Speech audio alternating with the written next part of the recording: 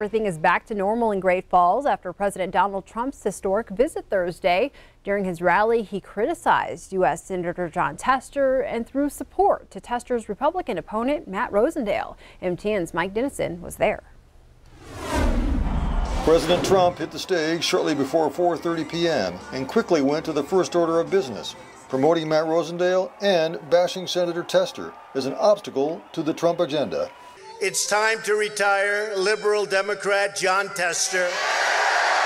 Trump and other GOP speakers listed Tester's many sins, voting against the repeal of Obamacare, against Supreme Court Justice Neil Gorsuch, and against the Republican tax cut bill last year. I see Jon Tester saying such nice things about me.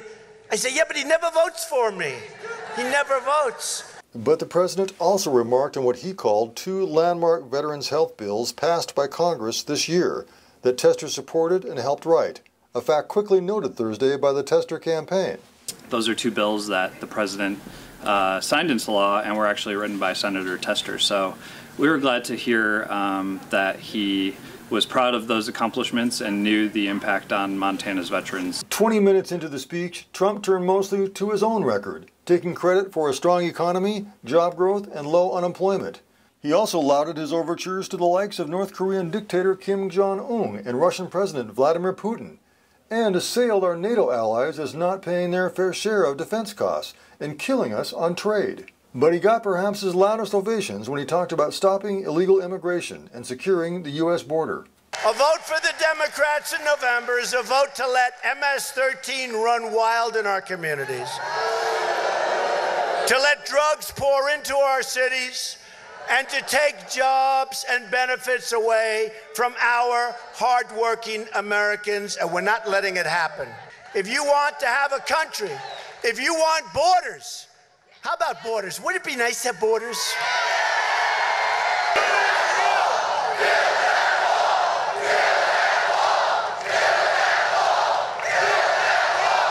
Trump flew into Great Falls on Air Force One and brought Republican U.S. Senator Steve Daines and Congressman Greg Gianforte with him from Washington. Not long after the speech, he was back on the plane and jetting his way back to the East Coast. The president spoke loud and clear to his base here in Great Falls with an aggressive Put America First message. The question this November, however, will be how that plays with the entire electorate. Reporting from Great Falls, Mike Dennison, MTN News. MTN's Jill Valley had a different view of Thursday's presidential visit. Jill was the only broadcast reporter who had the opportunity to tag along with the national press pool. We met those other reporters as they got off of Air Force One, and we gathered under the wing of the big plane. We waited for the president to come down the stairs to the dignitaries, waiting to greet him there, and then he got into that waiting armored vehicle. And that is when we literally ran to the media buses and got into the motorcade headed toward the arena. Every intersection was blocked and guarded by law enforcement. The crowds lined the streets all the way to the Four Seasons Arena. We then set up in the press pen, where most reporters got their laptops set up and started live tweeting or sending stories to their newsrooms across the country.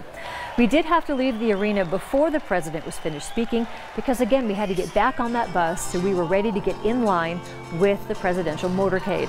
As we drove back to the airport, those streets were still lined with people, all taking pictures and video of this procession. It was pretty impressive, with giant black SUVs, all the buses, and the emergency vehicles with all those flashing lights escorting the president.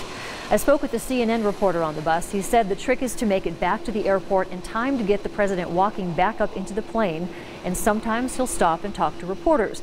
I, of course, was hoping that would happen, but we didn't make it in time. My biggest takeaway from all this, they don't waste time. Once Air Force One lands, it is full speed ahead, and the president doesn't wait for the media. In Great Falls, Jill Valley, MTN News.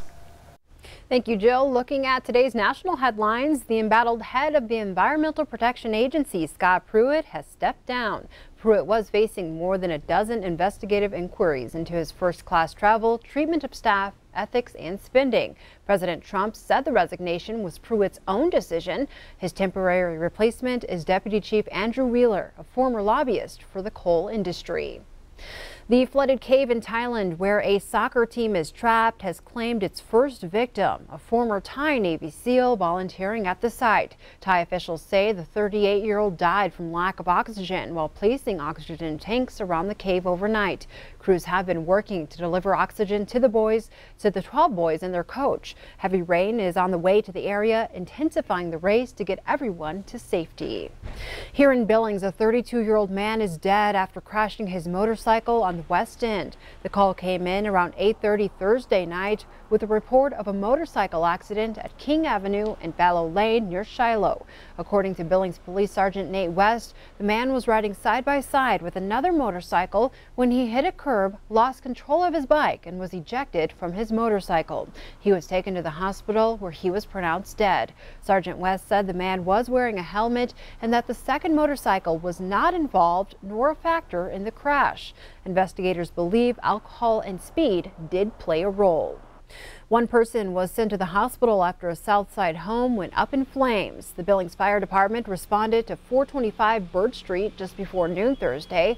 Battalion Chief Jason Lyons says the house was already 50% involved when firefighters arrived. One of the people in the home suffered minor smoke inhalation and was transported to St. Vincent Healthcare. The home received $200,000 in damages, and the cause is under investigation. And a rescue on the rims for a teenage girl who ran from police. Authorities responded to the rims around 11 o'clock Thursday morning just above North 27th Street. As they approached the vehicle looking for 5 suspects, 3 teenage girls jumped out of the car and ran. One of them, a 14-year-old, fell off the rims. The girl was found unconscious but breathing. First responders moved quickly to rescue and transport the girl back up the rims. There's no word on the girl's condition this morning. Police say they arrested one of 2 males. One was an 18-year-old allegedly involved in the initial disturbance.